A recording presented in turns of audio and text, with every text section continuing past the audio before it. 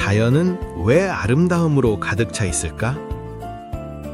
도시를 바라보고 있으면 숨이 조금 막히는 기분이 들 때가 있습니다. 무채색 건물들은 빼곡히 서 있고 모양은 하나같이 네모 반듯하지요. 도로 위에서는 차들이 엉켜 느릿느릿 움직이고 규칙이 조금만 어긋나도 금세 혼란이 생깁니다. 그런데 자연 속에 들어가면 분위기가 달라집니다.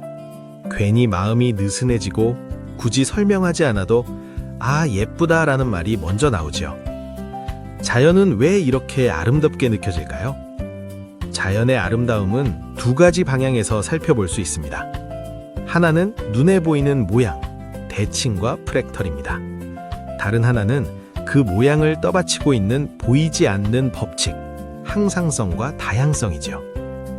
나비의 날개를 보면 좌우가 닮아 있고 벌집과 눈송이를 들여다보면 육각형이 반복됩니다.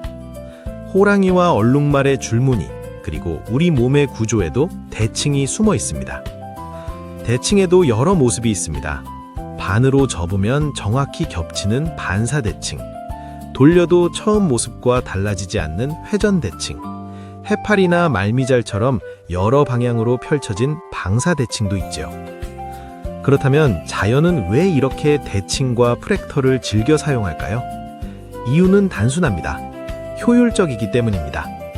나비를 그린다고 상상해보세요. 왼쪽 날개와 오른쪽 날개를 따로 그리려면 시간도 들고 신경도 많이 쓰입니다. 하지만 절반만 그린 뒤 종이를 접었다 펼치면 완벽한 대칭이 한 번에 만들어집니다. 프랙탈도 마찬가지입니다. 아주 단순한 규칙 하나를 끊임없이 반복할 뿐인데 그 결과는 놀라울 만큼 복잡하고 풍부하죠. 정삼각형의 변마다 작은 삼각형을 붙이면 코흐의 눈송이가 생기고 정삼각형을 4조각으로 나눈 뒤 가운데를 없애는 일을 계속하면 시어핀스키 게스킷이 나타납니다. 이 프랙털 구조 안에는 생성과 소멸이 동시에 들어 있습니다. 같은 형태가 반복되지만 매번 완전히 같지는 않습니다. 그래서 우리는 그것을 질리지 않고 오래 바라보게 됩니다. 사람은 익숙한 것에서 안정을 느낍니다. 반대로 변화는 불안과 긴장을 불러오지요. 낯선 나라의 도시에 가면 처음 보는 규칙과 시스템 때문에 몸이 먼저 굳어지는 것도 같은 이유입니다. 그런데 다른 나라의 시골 풍경을 마주할 때는 다릅니다. 처음 보는 풍경인데도 어쩐지 오래 알고 지낸 것처럼 느껴질 때가 있지요. 자연 속에 대칭과 프랙탈이 스며 있기 때문입니다. 자연을 아름답게 만드는 또 하나의 힘은 항상성입니다. 외부 환경이 바뀌어도 자신의 상태를 일정하게 유지하려는 성질이지요. 자연은 흔들려도 결국 다시 균형을 찾습니다. 그래서 우리 눈에는 자연이 언제나 비슷한 모습으로 존재하는 것처럼 보입니다.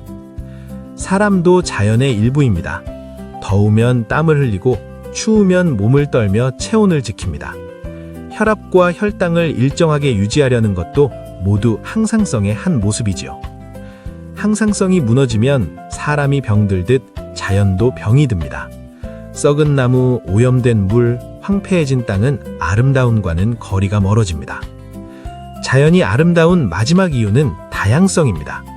계절이 바뀔 때마다 자연은 전혀 다른 얼굴을 보여줍니다. 식물은 잎의 색을 바꾸고 꽃을 피우고 열매를 맺습니다. 동물은 먹이와 번식을 위해 살기 좋은 곳을 찾아 이동하지요. 철마다 다른 지역에서 찾아오는 철새들도 있습니다. 화려하게 터지는 불꽃놀이는 아니지만 자연의 다양함 속에는 조용하고 깊은 평화가 흐릅니다. 아름다움의 기준은 사람마다, 시대마다 다를 수 있습니다. 그럼에도 많은 사람들이 자연을 아름다움의 기준으로 삼는 데에는 그럴듯한 이유가 있는 듯합니다. 자연은 가장 오래된 설계자처럼 보이기도 하고 어쩌면 아주 정교한 수학자처럼 느껴지기도 하니까요. 오늘 하루 네모난 빌딩 숲에서 마음이 조금 뾰족해졌다면 잠시 고개를 들어 나무 한 그루, 구름 한 조각을 바라보세요.